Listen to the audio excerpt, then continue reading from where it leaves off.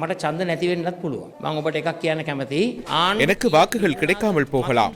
நாம் உங்களுக்கு ஒன்றை கூற வேண்டும். எத்தனை அரசாங்கங்கள் உருவாக்கப்பட்டன? போதையற்ற நாட்டை உருவாக்குவதாக எத்தனை தடவை கூறினார்கள்? போதையற்ற நாட்டை உருவாக்குவதாக கூறிவிட்டு ஆட்சிக்கு வந்தவுடன் மதுபான சாலைகளுக்கான அனுமதி பத்திரங்களை வழங்குகின்றனர். நான் இவ்வாறான கேள்வி ஒன்றை கேட்கின்றேன்.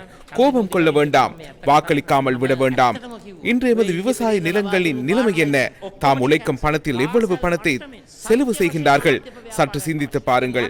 நான் உண்மையை பேசுகிறேன். அண்மையில் வழங்கப்பட்ட மதுபான சாலைகளுக்கான அனுமதி பத்திரங்களை நாம் ரத்து செய்வோம். பாடசாலை மட்டத்தில் போதைப்பொருள் ஒழிப்பு திட்டம் அவசியம். இன்று போதைப் பொருட்களும் சிகரெட்டுகளும் பாடசாலைகளை ஆக்கிரமித்துள்ளன. நான் எது தொடர்பில் பேசுகிறேன் என்பதை பெற்றோர்கள் அறிவார்கள். எனவே மாணவர்களை பாதுகாக்க அனைத்து பெற்றோர்களும் ஒன்றிணைய வேண்டும். சுற்றுலாத்துறை மேம்படுத்துவதாக கூறி இவற்றை செய்கின்றனர். எனினும் அது வெளிப்படை தன்மையுடன் இடம்பெற வேண்டும். இன்று அவ்வாறு கூறி மதுபான சாலைகளுக்கான அனுமதி பத்திரங்களை வழங்குகின்றனர். இது தொடர்பில் பாராளுமன்றத்தில் குரல் எழுப்புகின்றோம். எனினும் இந்த வருட இறுதியில் அனுமதி பத்திரங்களை எமது அரசாங்கம் மீள பெற்றுக் கொள்ளும். போதைப் பொருள் மேம்பாட்டிற்காக எமது அரசாங்கத்தில் இடமில்லை. தேர்தலை இலக்காக கொண்டு இதனை நான் கூறவில்லை. வாக்குகள் இல்லாத 41 லட்சம் பாடசாலை மாணவர்கள் தொடர்பில் சிந்தித்தே இதனை கூறுகின்றேன். வாக்களித்தாலும் வாக்களிக்காவிட்டாலும் பரவாயில்லை, அது மக்களின் விருப்பம். நான் இதனை கூறுகின்றேன் என்பதை மக்கள் புரிந்து கொள்ள வேண்டும்.